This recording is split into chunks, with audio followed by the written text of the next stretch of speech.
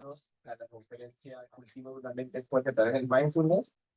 Estimados docentes, colaboradores y otras personas aquí presentes, es un verdadero placer darles la bienvenida a este espacio de aprendizaje y reflexión. Hoy tenemos la oportunidad de sumergirnos en una práctica milenaria que en el día a día de nuestra vida académica y personal se ha vuelto una herramienta para el bienestar, el mindfulness. Nos acompaña una figura de inmensa sabiduría y vasta experiencia, cuya vida está dedicada a la práctica y difusión de las enseñanzas budistas. Es un gran honor para mí presentar a el venerable Bhikkhu Nandisena. Bhikkhu Nandisena es actualmente el abad del monasterio de Dharma Vihara de Veracruz, México, un centro de calma, conocimiento, meditación. Su compromiso con la difusión de estas enseñanzas a nivel global lo lleva también a ocupar el cargo de vicepresidente del Consejo Mundial de Budismo, con sede en Japón desde 2023. Su trayectoria es muy inspiradora y extensa. Ha sido representante de México ante el Consejo Mundial de Budismo en Kobe, Japón, y ante el Día Internacional del Buda en las Naciones Unidas. Es ministro de Culto y guía espiritual del Budismo Theravada Hispano México y monje residente en el Dhammananda Vihara en Half Moon Bay, California. Además es miembro fundador del prestigioso Instituto de Estudios Budistas Hispano y de la International Buddhist Confederation, donde también sirvió en el presidium, con sede en la India. En cuanto a su formación, Bhikkhu Nandisena es un monje senior con profundos estudios monásticos en la lengua Pali, las escrituras Pali Tipitaka, antiguos comentarios y subcomentarios, y el Abhidhamma, la psicología budista. Su entendimiento de la mente humana y sus complejidades es verdaderamente profundo. Su experiencia práctica del tema hoy es invaluable. Hoy el venerable Bhikkhu Nandisena nos guiará en esta conferencia y prepárense para explorar cómo podemos desarrollar esta mente fuerte a través del mindfulness. Por favor, recibamos con un fuerte aplauso al venerable Bhikkhu Nandisena.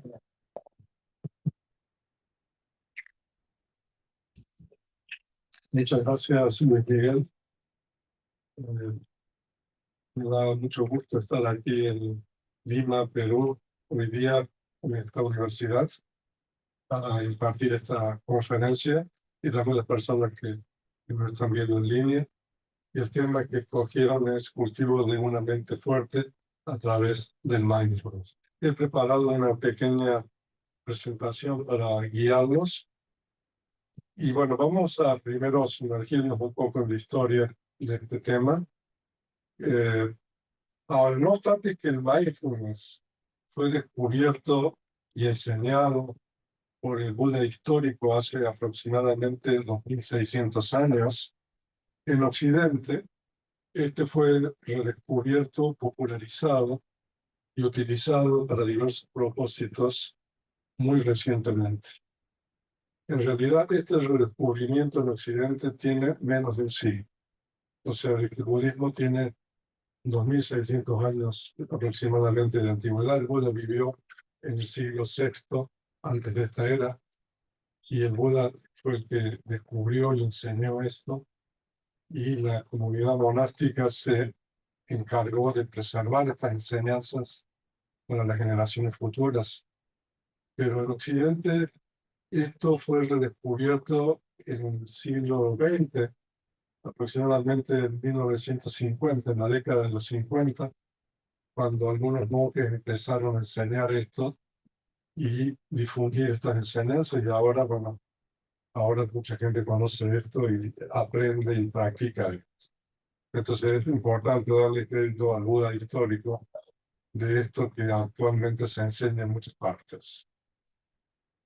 Ahora, antes de entrar en el tema específico de la conferencia de hoy día, yo quiero hablar brevemente sobre el descubrimiento del Buda. El Buda es en realidad un descubridor, el Buda histórico. ¿Qué quiere decir esto? Él descubre cosas que existen previamente antes de él, que existen y van a existir siempre. O sea, de que el Buda es un descubridor de cosas universales, ¿no? Y lo que le permite al Buda descubrir es lo que nosotros llamamos la sabiduría. El Buda es alguien que tiene una sabiduría que le permite descubrir estas cosas que permanecen ocultas por mucho tiempo. Y después de que el Buda descubre, el Buda enseña lo que descubre. Y enseñando, él permite que otros descubran lo que él mismo descubrió. Entonces ese es el otro aspecto del Buda, que es la compasión. Entonces hay dos aspectos en el Buda, que es la sabiduría, que le permite descubrir eso que está oculto, que está difícil de encontrar. Y el otro aspecto es la compasión, que es lo que lo motiva a hacer que otros puedan descubrir lo que él mismo descubre. Por eso el Buda es un descubridor y un maestro, ¿no? La sabiduría es lo que permite el descubrimiento y la compasión es lo que le permite o lo que lo motiva a enseñar. Y lo importante ahora es que nosotros sepamos muy brevemente qué descubre el Buda, ¿no? Entonces, en pocas palabras se podría decir que el descubrimiento del Buda consistió en comprender cuáles son los componentes finales de la realidad. Eso es una cosa muy importante del descubrimiento del Buda. ¿En qué consiste la realidad? Esa es una cosa. Y la otra cosa es, ¿por qué esos componentes de la realidad o lo que compone la realidad existen? ¿No? Entonces, en términos técnicos, nosotros hablamos de que el Buda descubre los dhammas, que son los componentes de la realidad. En inglés se diría los building blocks. O sea, las partes las mínimas en qué consiste la realidad. ¿Y por qué esas partes o esos componentes existen? Entonces, eso es un descubrimiento, es algo universal, lo que el Buda descubre. Yo prefiero hablar del descubrimiento del Buda en lugar de la iluminación del Buda, porque la iluminación suena un poco místico, pero cuando hablamos de descubrimiento estamos hablando de algo que realmente es real, algo que existe. Entonces, eso es el descubrimiento del Buda.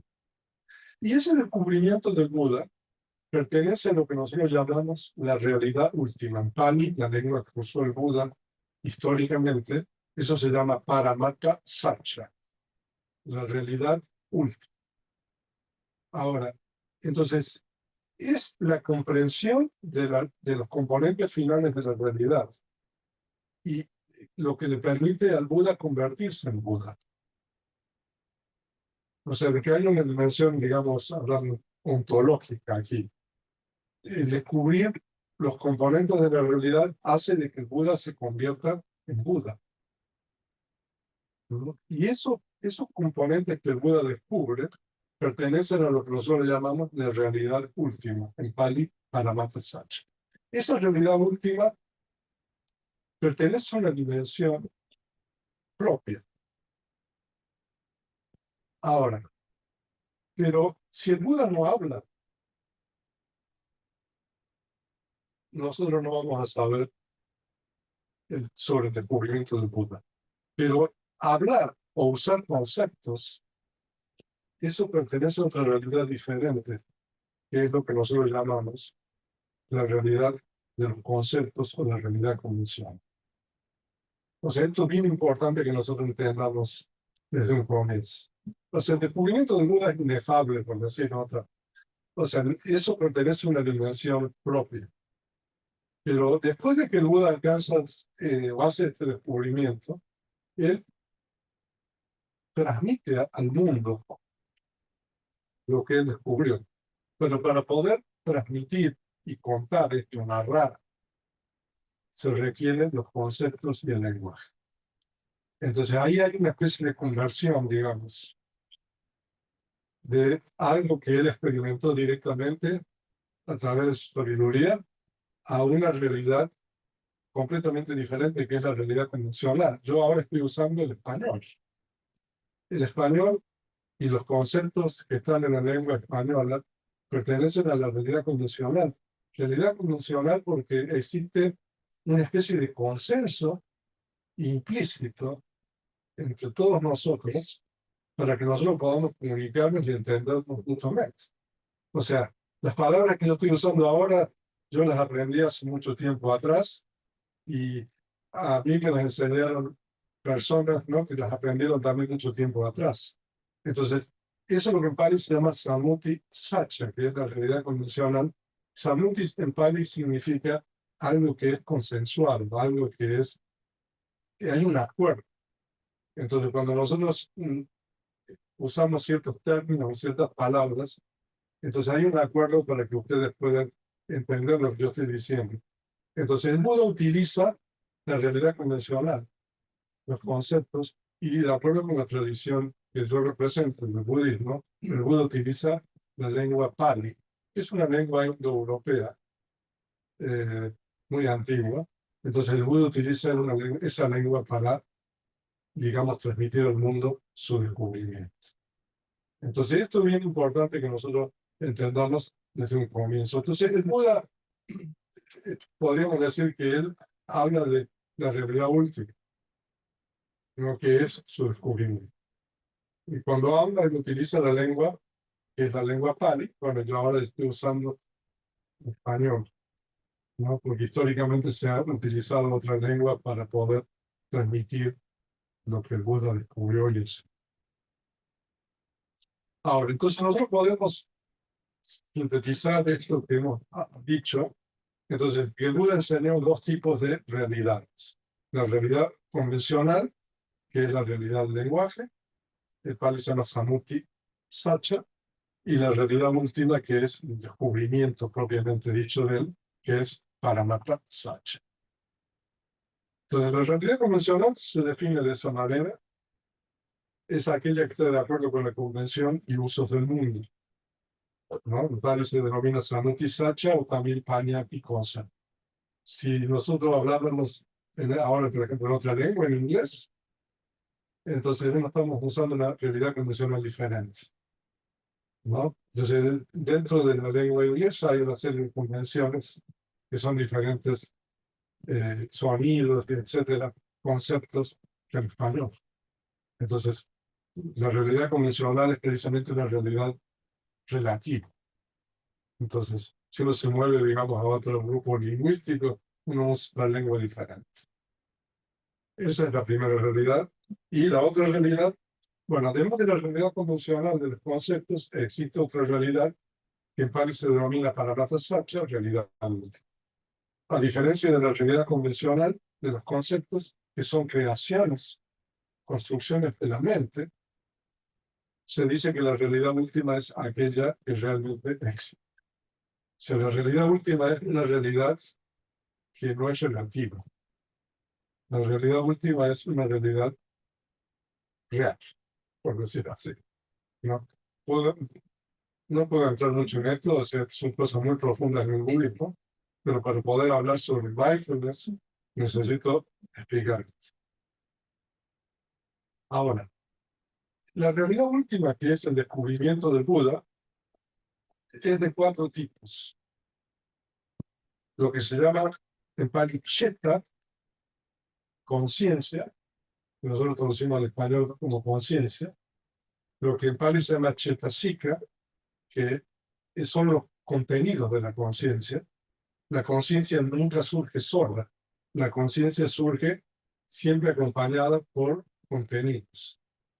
Entonces eso en Pali se llama Cetasikas o factores mentales. Y las dos, 1 y 2, es inmaterial.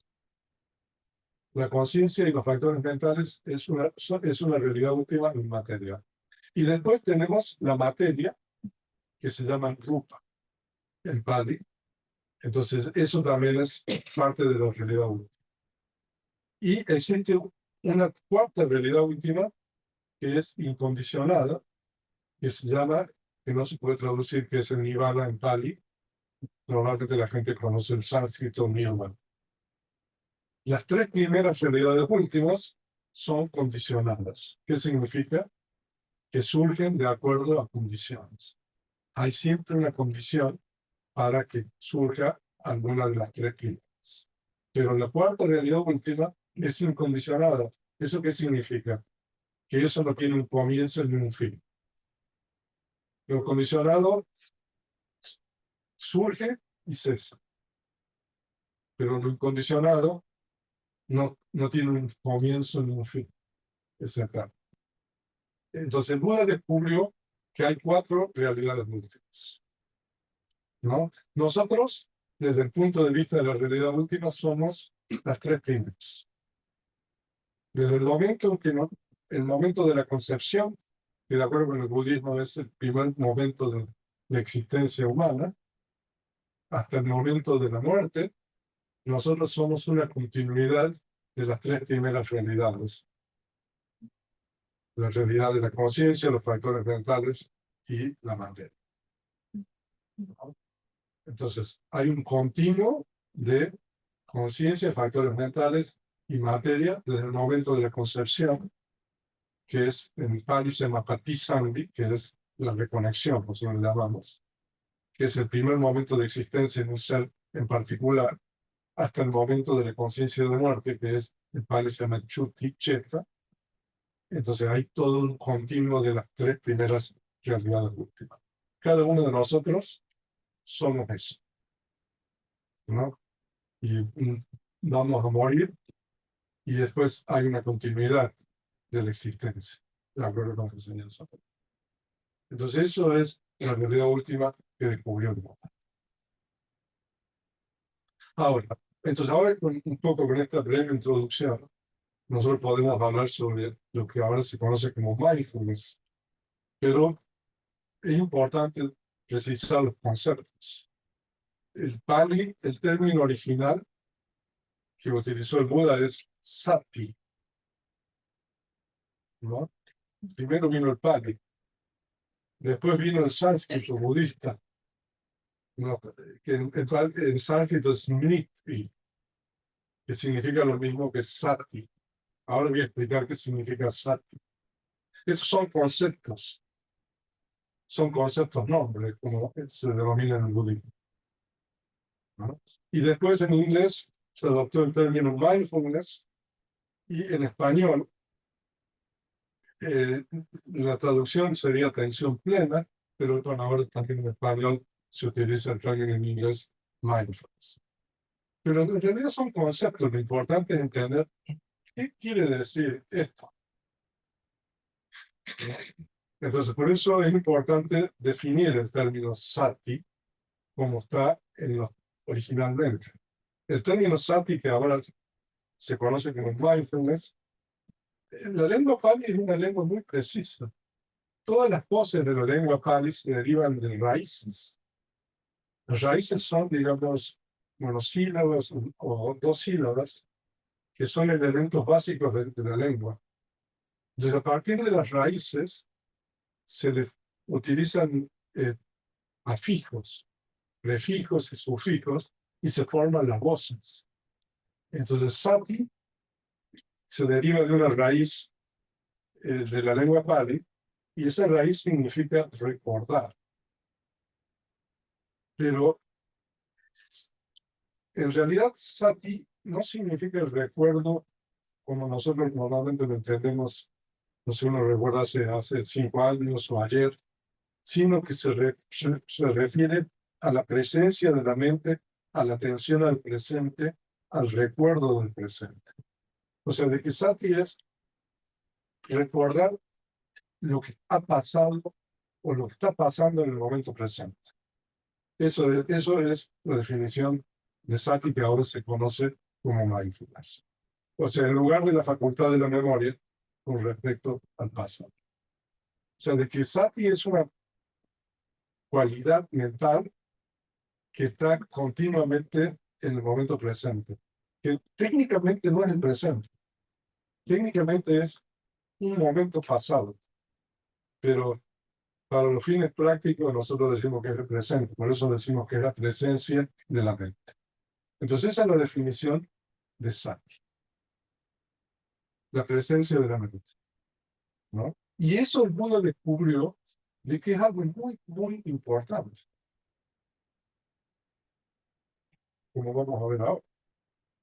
Pero antes de entrar, ¿por qué es importante? Y entrar un poco en el tema de la conferencia, veamos un poquito sobre la mente, para poder entender sobre la mindfulness o sati. Entonces, la mente, que en Pali se denomina nama, significa eso que se inclina hacia el objeto. La mente es algo que está continuamente tomando objetos. Aun cuando uno está durmiendo sin soñar, existe, de acuerdo, conciencia. Por eso el término conciencia no es un término eh, adecuado. O sea, por eso el término cheta en Pali es el término adecuado, pero nosotros en español hablamos de conciencia, pero como se entiende en el budismo, nosotros tenemos conciencia aun cuando estamos inconscientes. O sea que cuando, por ejemplo, ustedes están durmiendo, cuando uno duerme sin soñar, entonces la mente ahí está tomando un objeto. Ese objeto es un objeto oscuro. Nosotros no lo vamos a comprender. De hecho, cuando ustedes se despiertan en la mañana y si no han soñado nada, uno no sabe qué pasó durante todo ese tiempo. No, uno se recuerda a lo mejor antes, lo que ocurrió antes que uno se fuera a dormir o el día anterior. Pero ¿qué pasó durante esas, no sé, 6 horas que uno estuvo durmiendo? La mente tiene un objeto, pero nosotros no sabemos cuál es el objeto. La mente, entonces, consiste en la conciencia y los factores mentales que están asociados con la conciencia. Y la mente siempre toma un objeto desde el primer momento de la existencia hasta el último momento de la existencia. La mente no puede existir sin un objeto. Eso lo enseñó el Buda. Entonces, sati, que es mindfulness como ustedes lo conocen, es un factor mental que está asociado con la conciencia. Entonces, como sati es un factor mental, ¿no? Este surge junto con la conciencia, está asociado con la conciencia. Pero el problema es de que no siempre que surge la conciencia, surge mindfulness o surge sati. A diferencia de otros factores mentales que están siempre junto con la conciencia, por ejemplo, cuando ustedes duermen sin soñar, está la conciencia y hay factores mentales que siempre están asociados con la conciencia, que son factores mentales que nosotros llamamos universales. Pero en el caso de sati o mindfulness, ese factor mental no surge cada vez que surge la conciencia. Entonces ahí ustedes tienen en ese gráfico, ahora pueden identificar a qué realidad última pertenece mindfulness o sati. Entonces, mindfulness pertenece a la realidad de los factores mentales o cetasí. Y ahora, como dije anteriormente, a diferencia de los otros factores mentales que siempre surgen cuando la conciencia surge, el Buda descubrió que sati, para que surja, tiene que ser desarrollado, tiene que ser cultivado. Sati no es un factor mental que pueda surgir naturalmente. O sea, de que si uno no hace algo, uno no va a poder tener este factor mental. ¿No? Entonces uno tiene que hacer algo para que sati surja. Pero aquí hay una cosa importante, además de esto, que es que el Buda descubrió que el factor mental sati, mindfulness, como se le llama ahora, tiene la cualidad, cuando surge, de proteger a la mente. La mente de los seres se está contaminando esporádicamente con lo que nosotros llamamos impurezas mentales. O sea, de que, a ver, me estoy adelantando. Ahí está. Entonces, ¿de qué protege la mente sati o mindfulness? Sati o mindfulness protege la mente de lo que nosotros llamamos impurezas mentales. ¿Y qué son las impurezas mentales?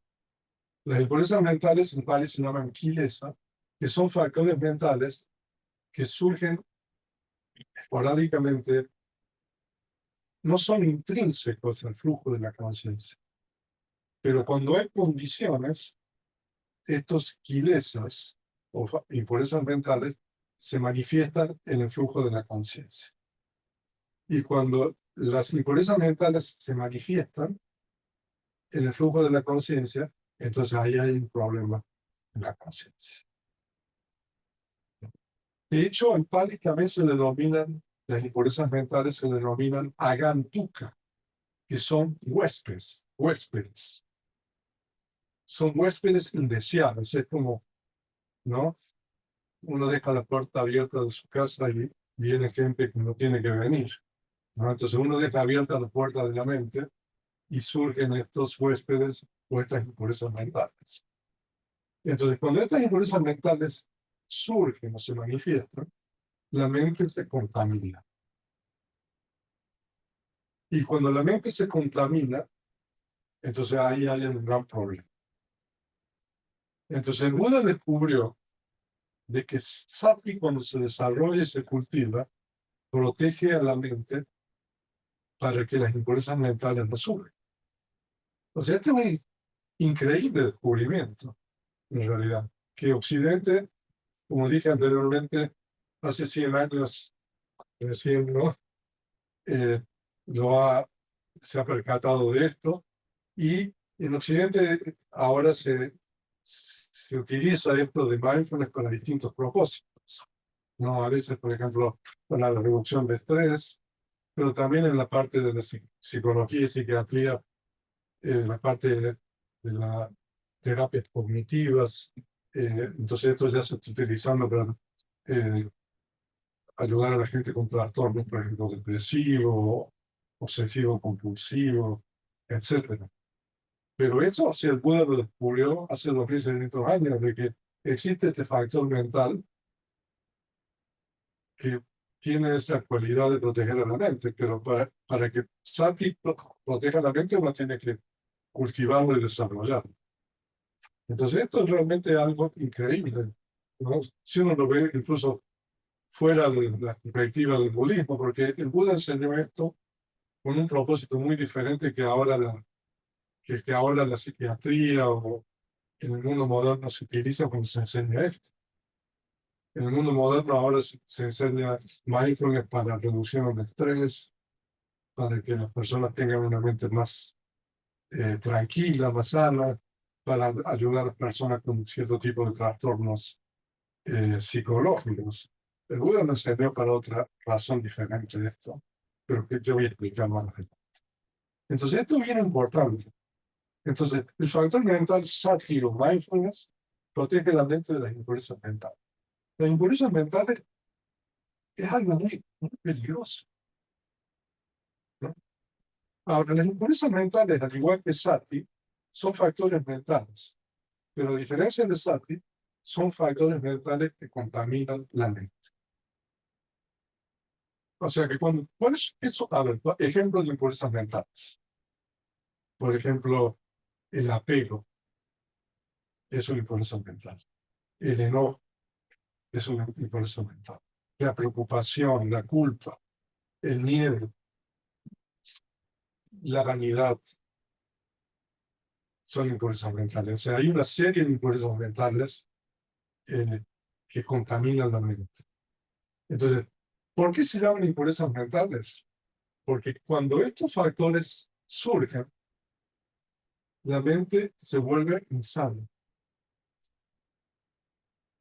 Entonces, la mente está insana. Y cuando la mente está insana, entonces nosotros tenemos un problema. Ahora, hay distintos grados de estados insanos, ¿no? Pero en el momento que hay una impureza mental, la mente está insana, ¿no? Entonces, la mente está afligida. La mente está contaminada cuando hay impurezas mentales. Entonces, a diferencia, las impurezas mentales también son factores mentales, pero son factores mentales insanos. Sati o mindfulness es un factor mental que es sano. Entonces Buda descubrió de que si nosotros cultivamos y desarrollamos sati, cuando la mente tiene sati o mindfulness, las impurezas mentales no pueden estar ahí en ese momento. Eso es lo que Buda descubrió. Entonces, si nosotros practicamos y cultivamos esto, entonces nosotros vamos a evitar, o digamos, vamos a tener menos impurezas mentales. Y si nosotros tenemos menos impurezas mentales, nuestra mente va a estar mucho mejor.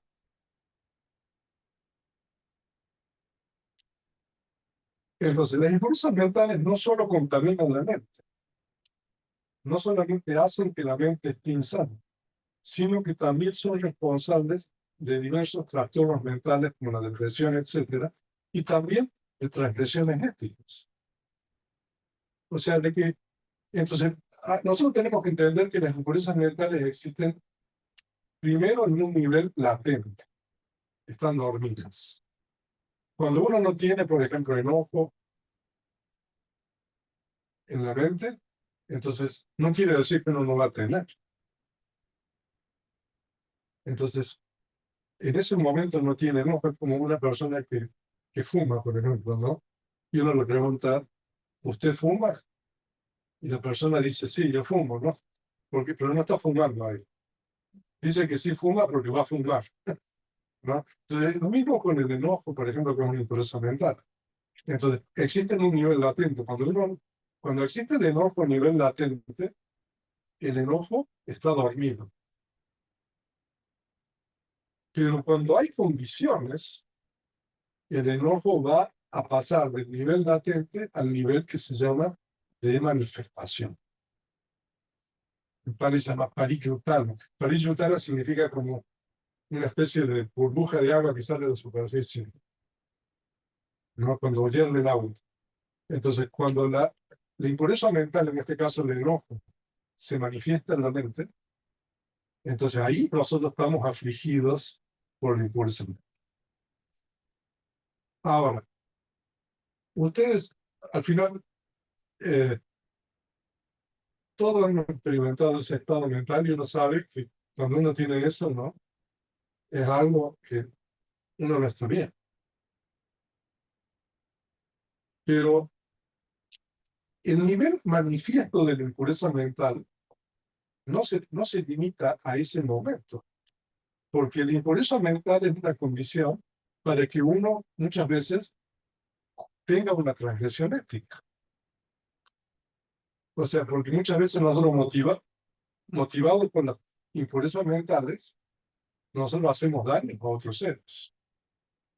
Entonces, cuando nosotros, motivados por la impureza mental, en este caso del enojo, cometemos una transgresión ética, ya sea verbal o física, entonces ese es el tercer nivel de la impureza mental, que es lo que se llama el nivel de transgresión.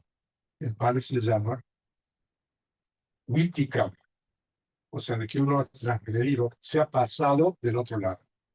Porque en el momento en que uno realiza una acción y causa daño y sufrimiento a otro ser, entonces uno ya trae, como quien dice, pasó el nivel individual de la impureza manifiesta al nivel de causar daño y sufrimiento a otros. O sea que las impurezas mentales es algo muy problemático en la enseñanza del Buda. Muy problemático. Porque cuando uno llega al nivel de la transgresión, todo el sufrimiento que los humanos causan a otros seres en el mundo está condicionado o causado por las impurezas mentales. El año pasado tuve esta película de Oppenheimer, ¿no? Que fue muy, o sea, supongo yo que ustedes, yo no lo he visto, pero conozco sobre la misma. Y bueno, o sea, ese descubrimiento, ¿no? Sobre el átomo y sobre la bomba y todo eso, requiere que una mente decida, ¿no? Utilizarlo, digamos, en detrimento de otros temas. Y fueron las bombas, ¿no? Que Estados Unidos arrojó, digamos, en Hiroshima y Nagasaki. O sea, eso viene de las impurezas mentales. Y sobre todo, ¿no?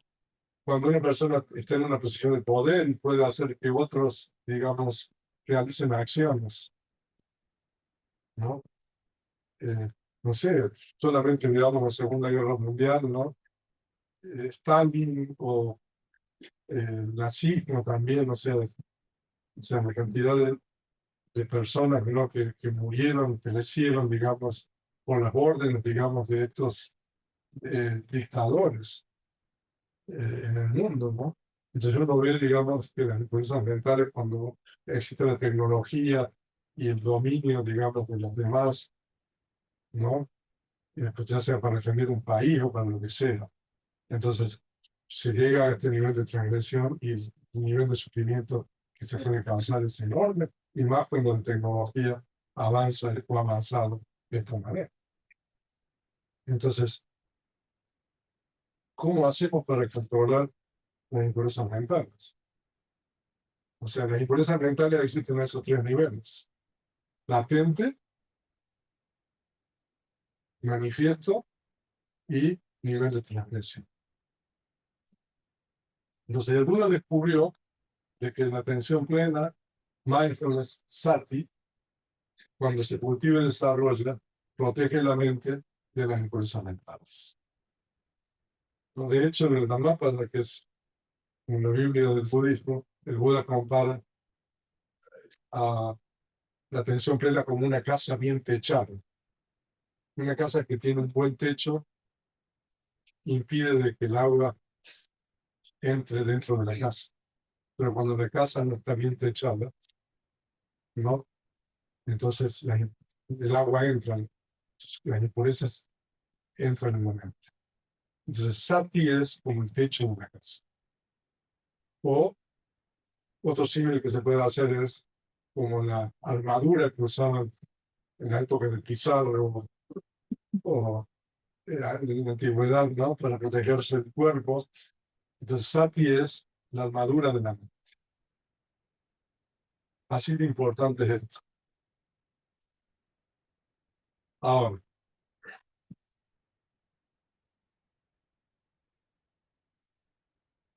entonces el Buda descubrió de que si nosotros cultivamos y desarrollamos la atención plena, nosotros no vamos a tener impurezas mentales, porque es incompatible la atención plena o sati, mindfulness, con las impurezas mentales. Si nosotros tenemos sati o mindfulness, las impurezas mentales no pueden entrar. Eso es una ley. Entonces, por eso es tan importante el cultivo y el desarrollo del mindfulness o sati. Ahora, ¿pero qué pasa si nosotros perdemos la atención plena? Entonces, sati también. Si nosotros en el momento que, por ejemplo, uno tiene enojo, que uno tiene una impureza mental, si nosotros hacemos el enojo objeto de la atención plena y nos volvemos conscientes de la impureza mental, entonces el sati o la mindfulness tiene la capacidad de remover o desplazar la impureza mental. O sea, que se dice de que la atención plena tiene dos funciones. Mientras la tenemos presente, impide de que las impurezas mentales se manifiesten. Es como si yo estoy sentado en esta silla. Para que otra persona se siente aquí, yo me tengo que levantar y mover. Entonces, mientras uno tenga sati o atención plena, entonces no hay posibilidad de que uno tenga una mente insana o impurezas mentales. ¿Y qué pasa si uno se descuida y uno tiene impurezas mentales? Entonces sati lo puede tomar como objeto a la impureza mental. Entonces, cuando la atención plena se vuelve consciente de la impureza mental, entonces se desplaza y la mente se vuelve sana nuevamente. Entonces, esas son dos cosas que nosotros podemos lograr a través de la atención plena. Pero uno tiene que practicar el cultivo de esto. Ahora, como les decía anteriormente, ahora se utiliza esto para las ventajas de tener una mente sin impurezas mentales, es que uno tiene una mente tranquila, uno tiene una mente en paz, cuando uno tiene una mente tranquila, una mente en paz, uno ya tiene un gran beneficio. La mente está equilibrada. Entonces, cuando uno cultiva la atención plena, el primer beneficio es tener una mente tranquila, una mente en paz, porque las impurezas mentales son las que desasosiegan o hacen que la mente no esté bien. Entonces, ese es el primer beneficio. Pero el Buda, en realidad, enseñó esto con otro propósito, que va mucho más allá que esto, ¿no? Entonces, el primer propósito es evitar o tener menos impurezas mentales en la mente. Esa sería la primera etapa, que se logra de esa manera. Pero la segunda etapa, que es una etapa más elevada, es comprender la realidad tal cual es. Y la realidad es, de acuerdo a lo que Buda descubrió, es impermanente, está todo surgiendo y cesando. Es insatisfactorio. Eso que surge y cesa continuamente no es satisfactorio. Y eso que surge y cesa continuamente y es insatisfactorio no es personal, ¿no? No es sustancial. Entonces, cuando uno desarrolla sati en este segundo nivel, entonces uno puede llegar a comprender la realidad tal cual es. La realidad es así. Todo está surgiendo y cesando. Esa es la primera característica. Entonces, cuando uno puede llegar a esta segunda etapa, entonces, y uno ve estas características que nosotros llamamos, las marcas, entonces uno ya espiritualmente tiene un avance. Entonces, eso, para ese propósito, el Buda enseñó para que nosotros alcancemos esta segunda etapa. Ahora, pero no es fácil cultivar y desarrollar mindfulness. Hay que decir las cosas.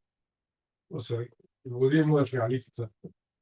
O sea, no obstante, o sea, uno trata de que mayor cantidad de personas practique esto, pero para poder cultivar y desarrollar sati se requieren, digamos, que uno aprenda los métodos de meditación que el Buda enseñó, ¿no?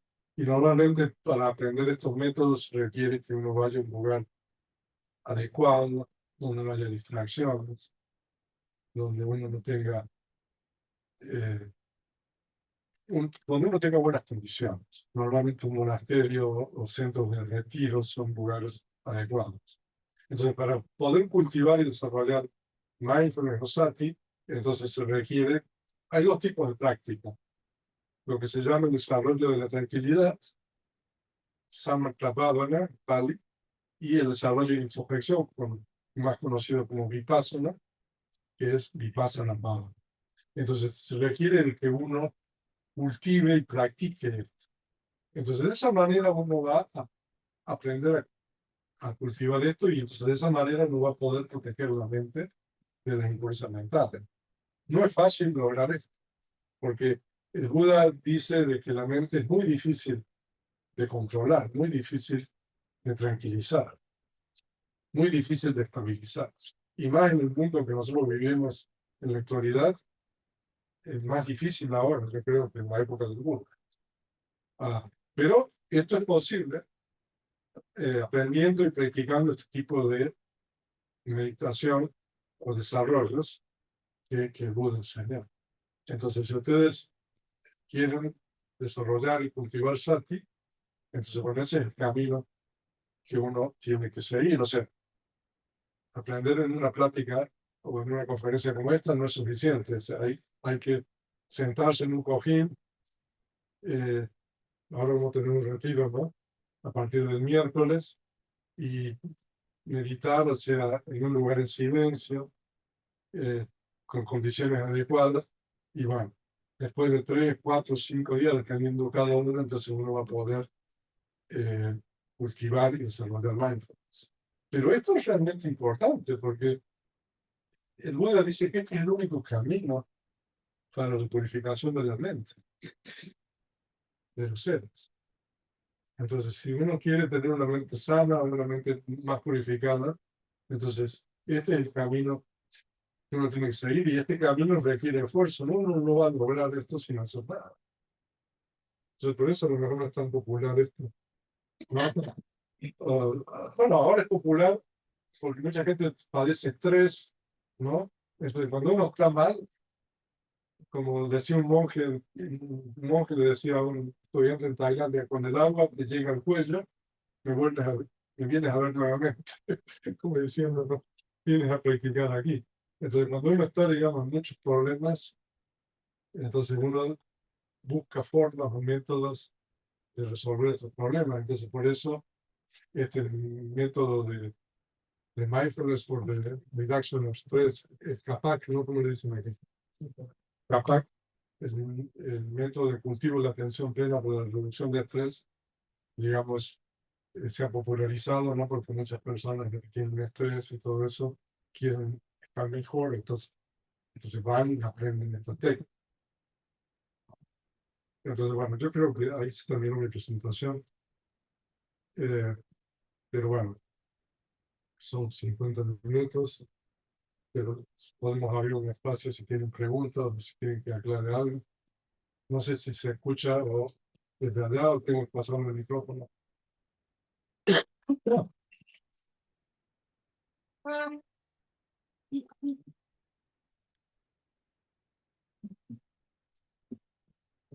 Muchas gracias, buenos días. Buenos días. Primero quería, cuando usted se refiere al Buda histórico, tiene un nombre el Buda histórico. Ese es un punto. El otro punto que me nació ahora cuando usted está hablando de los conceptos, ¿no? Por ejemplo, cuando le pedimos a una persona que hable de amor, va a conceptualizar, ¿no? Es un sentimiento, es algo. Pero al conceptualizarlo, lo limita, porque si le preguntamos a 100 personas, van a decir 100 conceptos. Pero ¿será que el amor es 100 conceptos?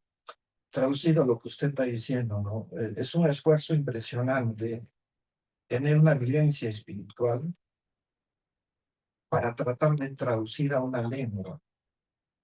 ¿Cómo traducimos alguna experiencia, así como el amor, por ejemplo, la verdad, etcétera, para poder comunicarlo a seres, entre comillas, terrestres, ¿no? Para que le entiendan a uno a través del concepto.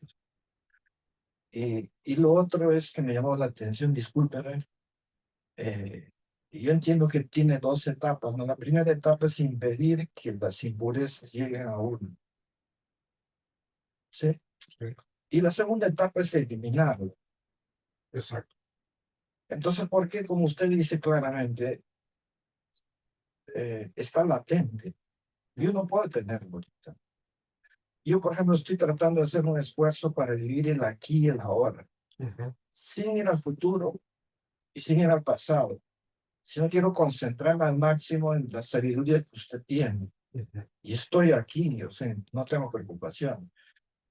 Pero existe latente en mí una serie de cosas como impurezas. Sí, Sí, debo admitirlo. sí, Pero el problema es no solamente evitarlo, sino cómo hago para erradicarlo. erradicarlo. Ok. Muchas gracias. Entonces vamos a empezar la primera, el nombre del Buda histórico es Gautama. Gautama es en Pali, que es como el apellido, digamos, el apellido. Entonces, el Buda es un personaje, se dice de que ha habido 4 Budas en este eón. El último Buda fue Gautama, que vivió hace 2600 años aproximadamente, 600 años antes de esta era, ¿no? Ahora, con relación al amor y a los conceptos, ¿no? Ahora, hay 2 tipos de conceptos. Lo que se llama el concepto nombre. Entonces, por ejemplo, si yo digo auditorio, auditorio es un concepto nombre porque en el momento en que yo digo auditorio, usted sabe a qué me refiero. Si digo Lima, ¿no? Por ejemplo, eso es un concepto nombre. El concepto nombre en realidad en Pali se define como eso que hace conocer. Entonces, perro es un concepto nombre. Y el otro concepto es lo que se llama el concepto como significado, que es el referente del concepto nombre. Entonces, por ejemplo, cuando yo digo Perro es un concepto nombre, pero el referente del concepto nombre, que es ese animal que puede ser desde un chihuahua hasta un gran danés, ¿no? Que con ciertas características, eso es lo que se llama concepto significado, concepto cosa, ¿no? Entonces, en el mundo de la realidad convencional siempre hay ese par de conceptos. El mundo vive nosotros vivimos en la realidad convencional. Pero cuando hablamos de las realidades últimas, solamente existe el concepto nombre. Cuando yo digo sati, en Pali, que ahora lo utilizo mindfulness, el referente no es un concepto, es una cualidad de la mente. Entonces, ¿cómo sabemos, cómo definimos esa cualidad de la mente? Entonces, en la tradición budista hay lo que se llaman artificios definitorios, ¿no? Entonces, hay 4 artificios definitorios que se utilizan para poder definir la realidad última. En el caso de Sati o Mindfulness, el primer artificio definitorio es lo que se llama la característica, que es ¿cuál es la cualidad de Sati? La cualidad de Sati es ir profundamente al objeto, confrontar el objeto. El símil que se da es como quien arroja una piedra contra un muro y en el momento que la piedra choca con el muro, ese confrontar, eso es la característica de Sati. Cuando la piedra se incrusta en el muro y permanece, eso es la característica de la concentración, de permanecer, ¿no? Entonces, con relación a las realidades últimas, nosotros tenemos que usar artificios diferentes porque no, el referente del concepto nombre es una realidad última. Y con relación al amor, el amor es una cualidad de la conciencia, de acuerdo con la enseñanza del Buda. No es un concepto. Bueno, amor es un concepto nombre. En Pali se llama meta, con doble T. Eso también es una cualidad que uno tiene que cultivar y desarrollar. Pero el objeto del amor es siempre un concepto, de acuerdo con el budismo. Por ejemplo, los seres que nosotros tomamos, por ejemplo, los seres queridos, las amistades, o los seres en general, porque en el budismo se practica amor universal. Entonces, eso es un concepto. Entonces, eso es con relación al amor. Y después hablamos de las impurezas mentales en el nivel latente, que todos los seres tienen ese nivel latente, en el nivel manifiesto. Entonces, a través de mindfulness y la práctica del cultivo de la atención plena, o de mindfulness, nosotros podemos trabajar con el nivel manifiesto.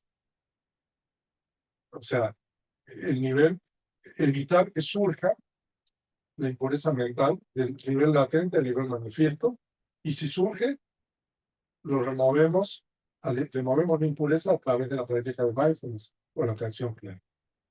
Pero para erradicar la impureza mental, eso es ya lo que se llama las conciencias ultramundanas. Precisamente eso es el objetivo final de la enseñanza del Buda. Entonces, es posible erradicar la impureza mental. Lo que uno erradica es el nivel latente. Las impurezas mentales no se pueden erradicar en el momento de manifestación. En el momento de manifestación se pueden evitar que se manifiesten o quitarlas cuando se manifestaron. Es lo único que nosotros podemos hacer. Pero nosotros podemos erradicar el nivel latente a través de lo que se llaman las conciencias del sendero. Entonces, las conciencias del sendero es la práctica más elevada, ¿no? Que uno llega a eso a través de la contemplación de las características de la impermanencia, ¿no? De todo lo que de la realidad última.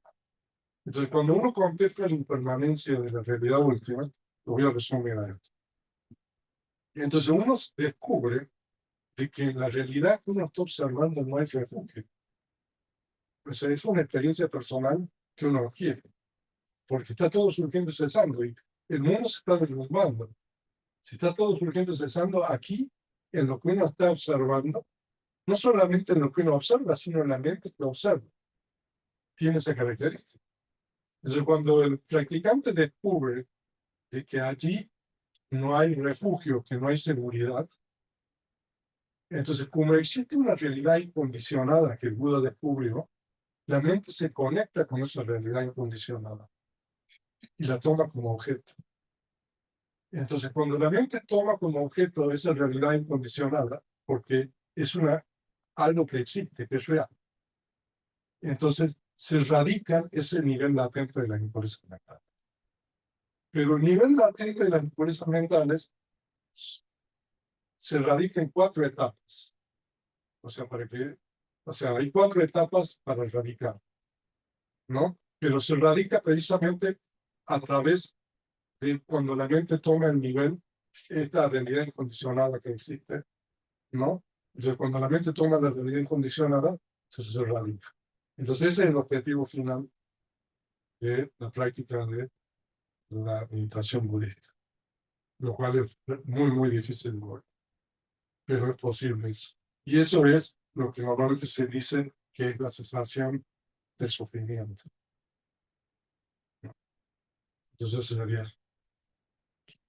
Ok, ¿alguna otra pregunta?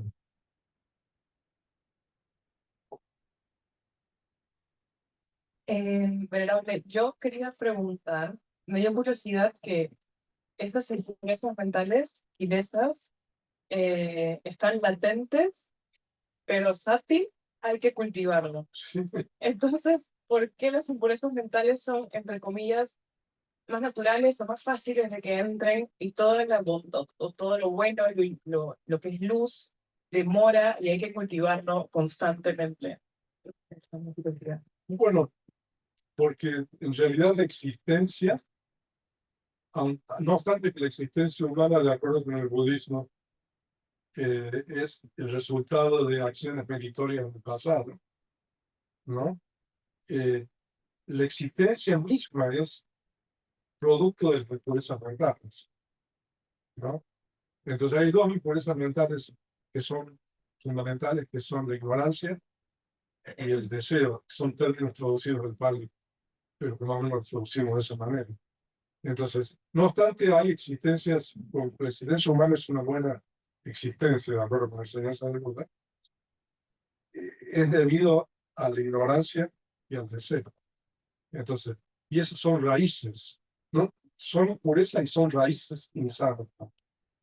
Entonces, cuando existen esas raíces, uno está propenso o uno está sujeto a tener otro tipo de impurezas mentales.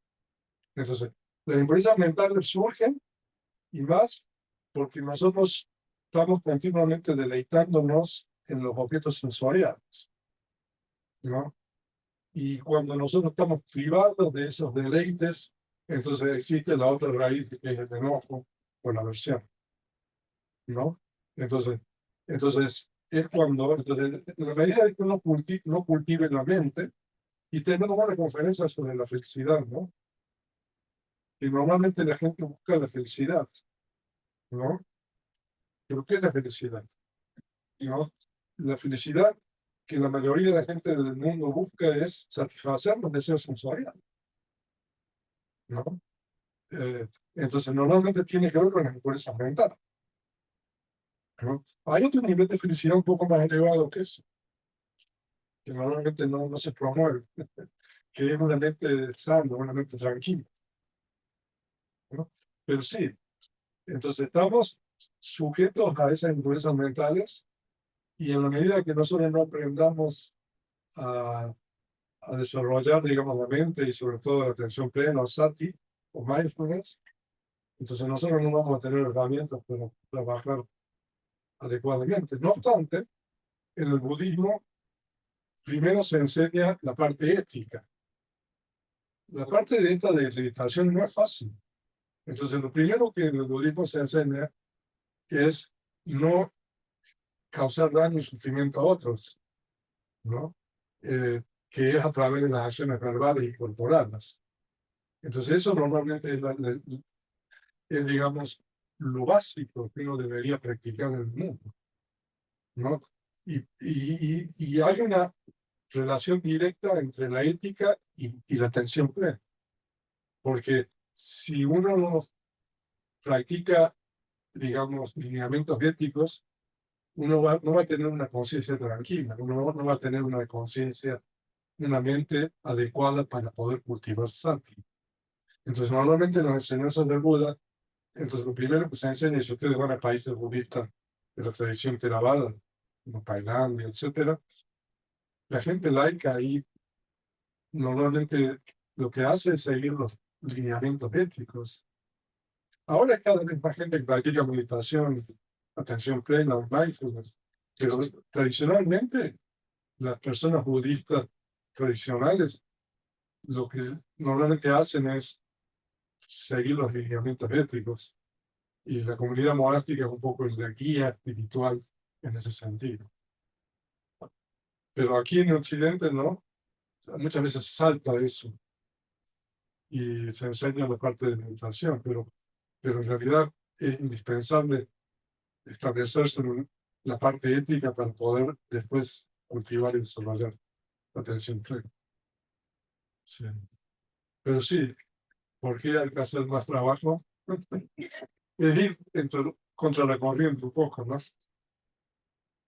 Pero bueno, pues, otra pregunta.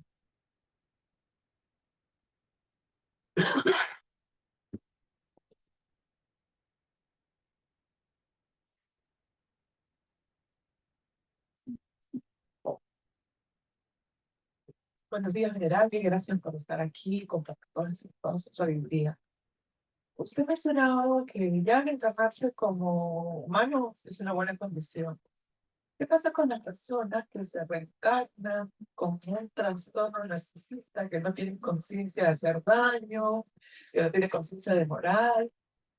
¿Qué oportunidad hay para ellos para que aparezca Sati? ¿O cómo se Ok. siente? O sea, de que no obstante uno reconecta, recarnarse no es un término preciso, nosotros hablamos de reconexión. Renacer tampoco es, pero reconexión es mejor. Pero no hay, los humanos no son todos iguales. De acuerdo con el Abhidhamma, que es la enseñanza superior del Buda, los humanos pueden reconectar sin raíz, con 2 raíces y con 3 raíces. La conciencia de reconexión, que es la primera conciencia que surge en el momento, digamos, el primer momento de la existencia, digamos, la concepción.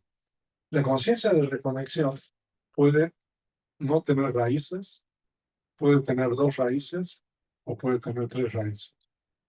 Entonces, las personas que tienen 3 raíces con conciencia de reconexión, esos individuos son los seres que en esa existencia tienen una posibilidad de desarrollo espiritual. Pero las personas que no tienen 3 raíces, tienen 2 o sin raíz, esas personas en esa existencia están limitados en su desarrollo espiritual. No quiere decir que uno no puede practicar la ética, pero quiere decir qué nivel de desarrollo uno puede alcanzar. Entonces, sí, y también con relación a esos trastornos narcisistas y, ¿no? ¿Cómo se llama? NP, Narcissistic Personality Disorder, ¿no? NPD, ¿no? Eso también está condicionado por el karma pasado de las personas, lo que han hecho, ¿no? Entonces, aparte de las raíces que la conciencia de reparación tiene, está también lo que uno ha hecho. Entonces, hay una gran variedad de individuos. De hecho, en Pali el término manusa, que significa humano, se traduce como humano. Manuso, mana, significa mente, ¿no? Y etimológicamente se define como esos seres que tienen una mente muy aguda. ¿Pero qué quiere decir eso? Quiere decir que la mente humana es capaz de alcanzar el estado de Buda, como alcanzar, digamos, lo más bajo, digamos, ¿no? No sé, uno ve en la historia, ¿no? Esta gente que es responsable de tanta gente, ¿no? Entonces, la mente humana es capaz de lo peor y de lo mejor. Esa es la definición de humano. Ok. Sí.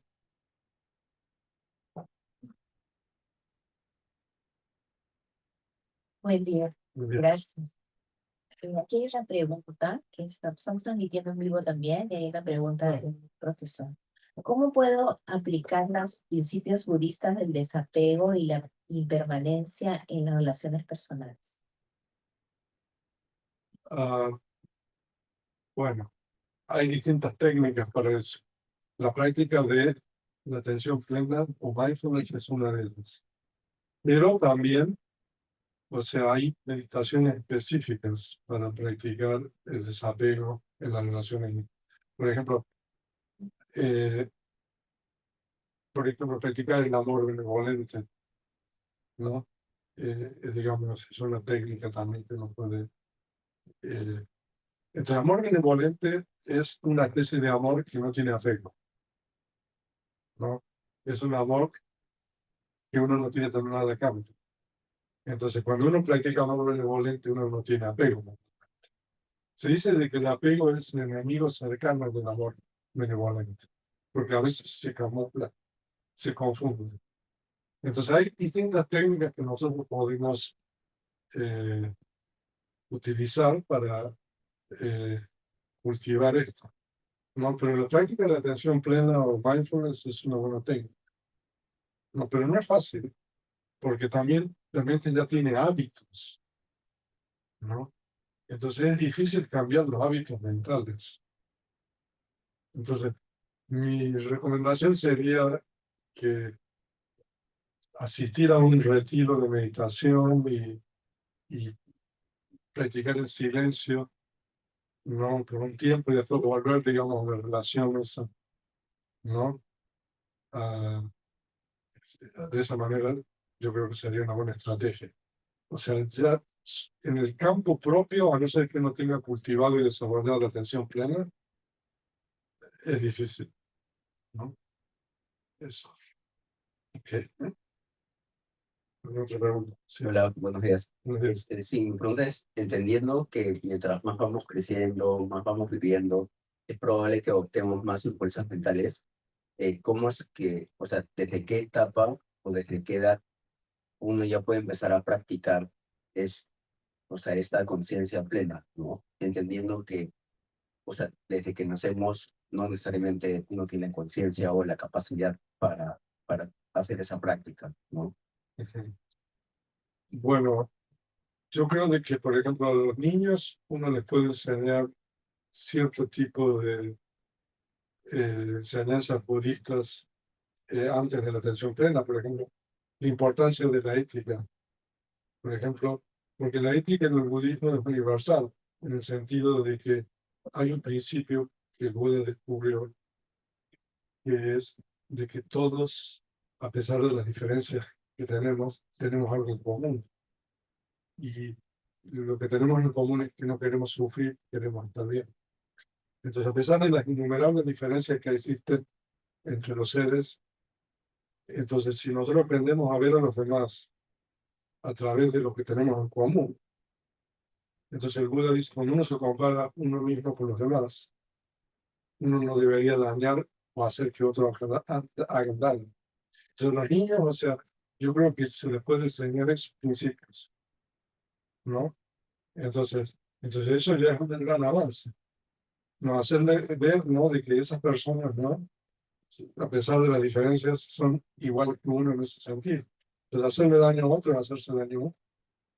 Entonces, de esa manera, entonces uno puede ir inculcando estas virtudes o estos valores que el Buda enseñó. Y ya, digamos, cuando uno es adolescente, ya uno puede practicar. Bueno, en la época del Buda había novicios, niños, que eran arahants. Arahants son seres que han erradicado todas las impurezas mentales, ¿no? O sea, de hecho, ahí en las escrituras budistas están las preguntas del niño, del arahant, que son 10 preguntas que Buda le hace a este niño que era un arahant. O sea, de que había erradicado todas las impurezas mentales. Claro, también tiene que ver con las existencias pasadas, ¿no? lo que uno ha hecho. Pero, digamos, en general no pueden enseñar estos principios. ¿Por qué es importante, no? La ética.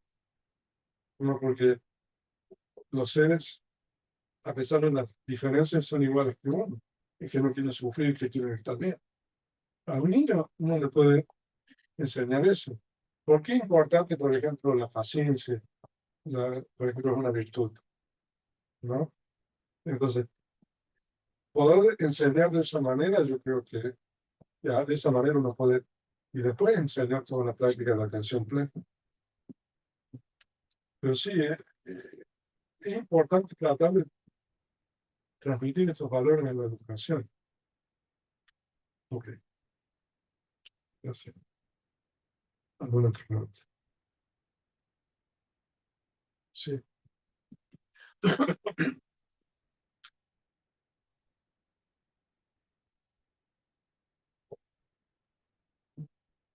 Gracias, Renata. Disculpe, es que esto es un tema muy importante para todos, ¿no?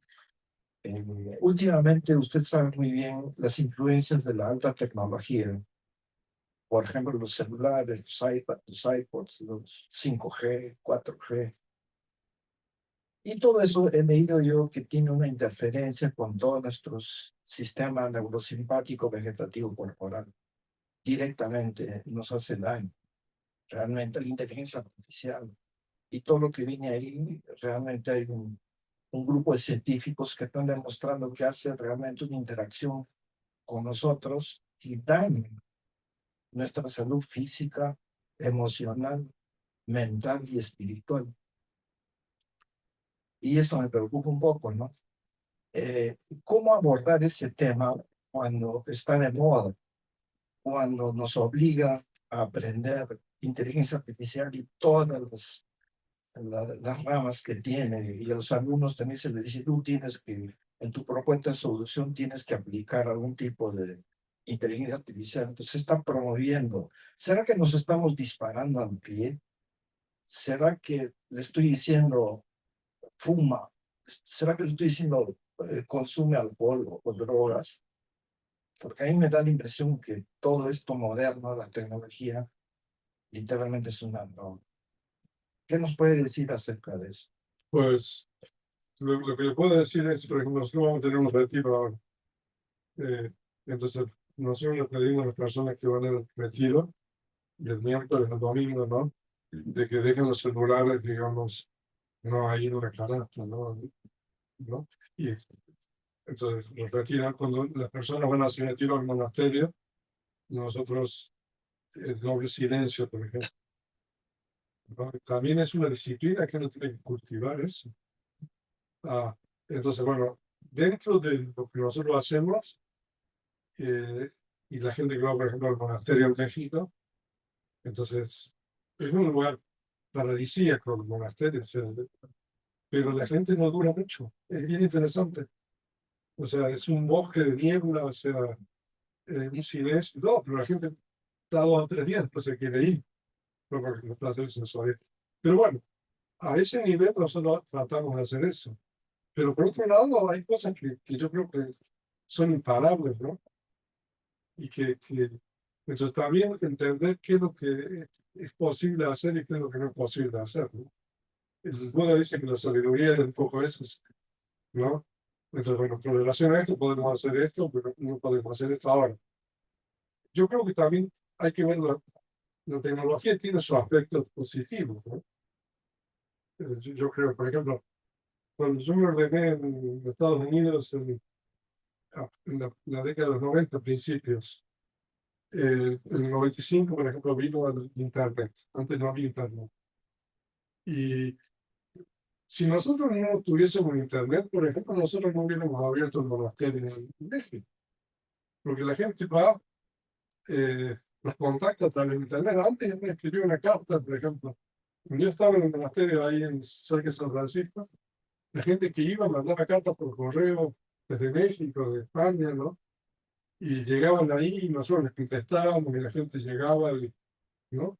Entonces, hay un aspecto positivo, yo veo, de la tecnología que ha acercado también estas enseñanzas a mucha gente que, por ejemplo, ahora hay gente que nos está viendo ¿no? En línea, que de lo contrario no podría estar.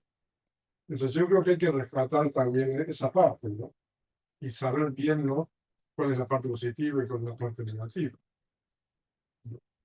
Ah, entonces, yo creo que el parámetro importante aquí es, el primero, es la ética, que enseñar que no causar daño a otros seres. ¿No? Eso ya es un gran avance, yo creo que se puede lograr. O sea, el mundo está así porque la gente no tiene ética. Porque la gente, el mundo causa daño y sufrimiento a otros. Entonces eso es un parámetro importante. El segundo parámetro, bueno, el cultivo de la atención plena o del mindfulness. Pero hay ciertas cosas que yo veo que nosotros no podemos controlar. Pero dentro del monasterio, bueno, la gente, o sea, deja el celular, practica meditación, se va más tranquilo a su casa, ¿no? ¿Y qué más? ¿Qué más uno puede hacer en el mundo? O sea, es limitado. Yo pienso que el mundo ya pasó ese punto de no retorno. Eh, hay cosas que ya no podemos, lo del cambio climático, por ejemplo, la destrucción del medio ambiente. O sea, yo personalmente pienso de que uno puede trabajar a nivel individual o a nivel de grupo, pero a nivel del mundo en general, yo creo que es muy difícil. ¿No? Sí, gracias.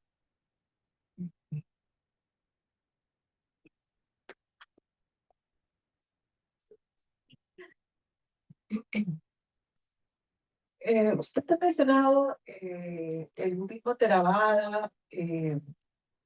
Tenía curiosidad de saber cuáles son las principales diferencias con el budismo Zen o el Karma Kaya.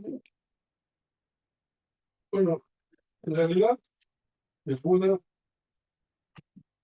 murió a los 80 años y después de que murió el Buda, los principales discípulos se reunieron porque el Buda antes de morir dijo que no iba a nombrar un sucesor. Y antes de morir el Buda dijo de que la enseñanza que él impartió durante 45 años es el maestro después de su muerte. Esas fueron las palabras que el Buda dijo antes de morir. Entonces, los monjes más importantes que sobrevivieron al Buda celebraron lo que se llama el primer gran concilio, 3 meses después de que murió el Buda, y siguiendo ese mandato del Buda, registraron oralmente su enseñanza y la clasificaron. Entonces, a partir de ahí, ¿no? Entonces, en ese momento el budismo era único.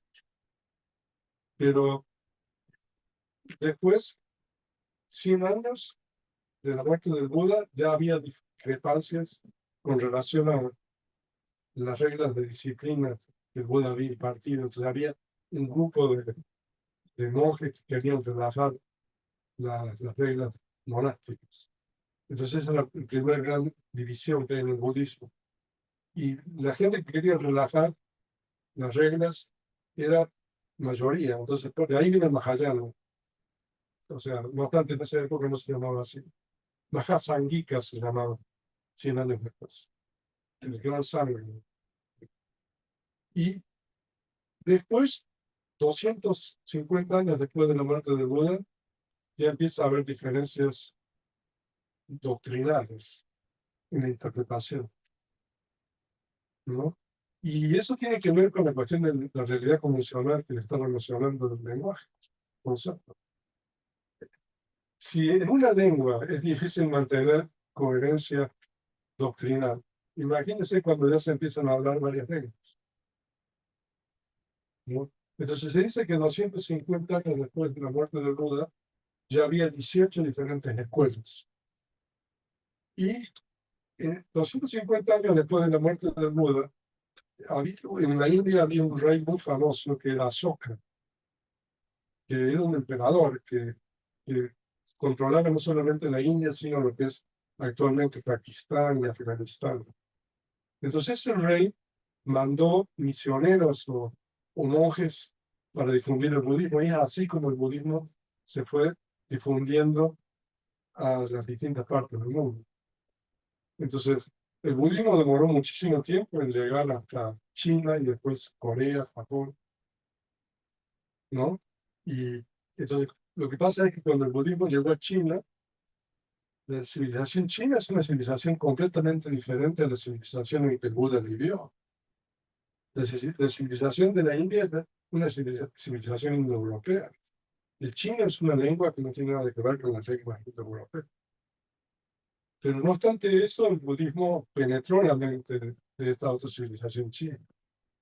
Entonces la forma de conectarse con la realidad última de la civilización china fue diferente, ¿no? Entonces de ahí viene el budismo Chan, el budismo que es el precursor del budismo Zen, ¿no? Y a Tibet llegó mucho tiempo después, ¿no? ¿No? Entonces, uno puede decir que todas esas vueltas que dio el budismo, entonces cómo se fue, digamos, mezclando con las culturas a donde fue llegando. Entonces, las culturas, digamos, le dieron al budismo y el budismo le dio a la cultura.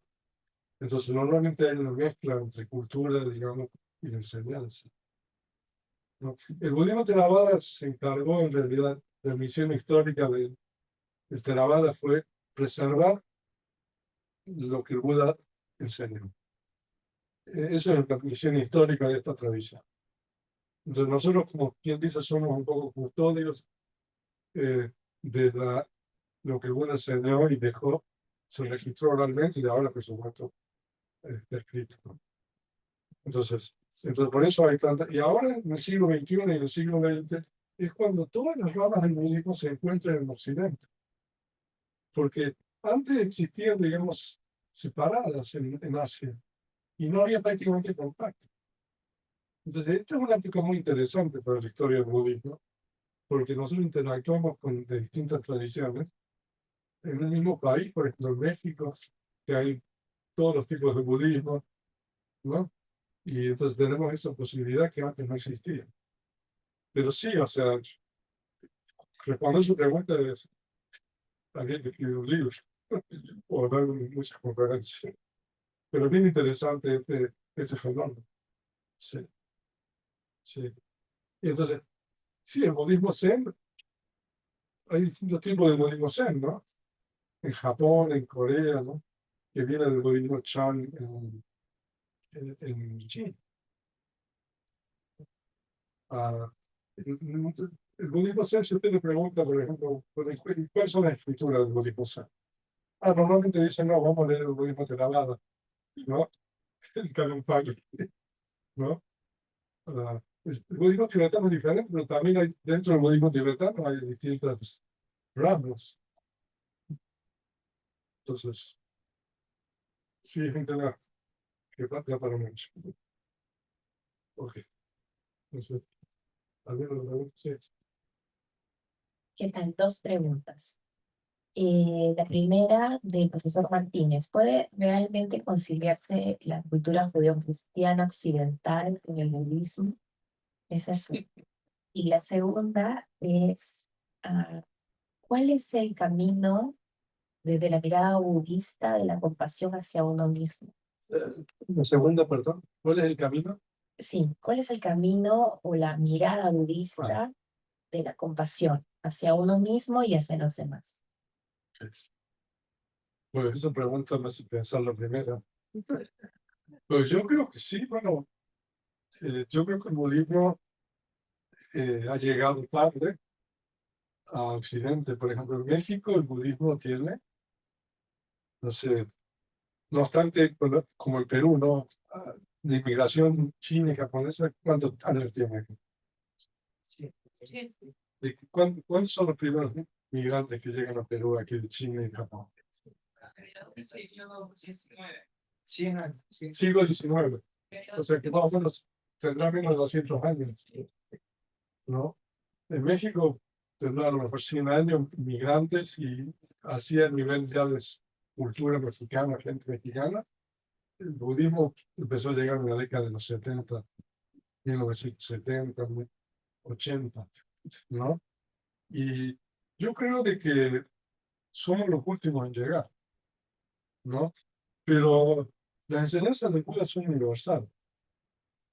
Entonces, yo creo que, por ejemplo, yo, no obstante me ordené en Estados Unidos, nací en Argentina, estudié en Argentina.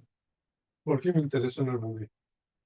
O sea, porque, o sea, las enseñanzas del Buda son universales. Entonces, yo creo que esa universalidad de las enseñanzas del Buda trasciende, digamos, esas cuestiones de cultura judeo-cristiana, etc. Ahora,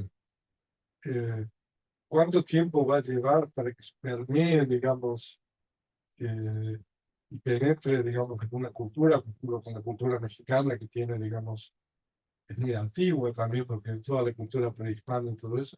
Y eso es difícil de predecir, pero lo que yo puedo decir aquí es de que la primera forma que el budismo ha llegado es adoptando las formas, a lo mejor, étnicas originales, ¿no? Por ejemplo, el Zen está copiando cuestiones culturales de Japón, ¿no? El tibetano, cuestiones culturales del Tíbet. Incluso la tradición Theravada tiene cuestiones culturales de los países originales Theravada.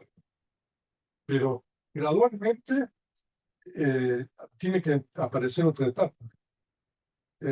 Y yo creo que la segunda etapa o la siguiente etapa quiere gente que conozca profundamente la cultura donde uno está operando, por ejemplo, yo en México, ustedes aquí en Perú, y tener un profundo conocimiento de las enseñanzas del Buda. Entonces, de esa manera uno puede transmitir esas enseñanzas a la cultura en la cual uno está establecido. Entonces, yo creo que esa es una etapa que todavía está para concretarse, pero gradualmente se va a lograr. Y con relación a la segunda, la mirada de la compasión en el budismo, la compasión significa aliviar el sufrimiento de los demás, no hacer algo para aliviar el sufrimiento de los demás. Y bueno, y también está incluido uno mismo en eso, en el budismo. Entonces, hay muchas formas de practicar la compasión, por ejemplo, ayudar a gente que está enferma a que se sane o que no sufra, ¿no? Eso es una forma de practicar la compasión, pero el sentido último de la compasión es enseñarle a los demás la técnica o la forma de liberarse del sufrimiento. Porque de esa manera uno va a liberarse completamente del sufrimiento. Entonces, uno puede ayudar a liberar el sufrimiento de una persona que está enferma o que una persona que tiene carencias de alimento, por ejemplo, alojamiento, etc. Entonces, esa es una forma de practicar compasión. En el budismo mahayana se cultiva mucho eso. Pero la última forma de practicar compasión es enseñarle a las personas, a los seres, a liberarse del sufrimiento. ¿Sí? Yo creo que. ¿Hay algo más? Bien.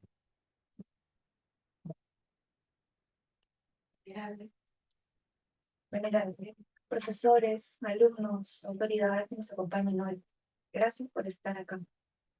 Cuando en UPC hace algunos años empezamos a hablar de bienestar, teníamos que hablar también no solo de nuestros alumnos y de lo que pasa en el mundo, sino de nosotros mismos.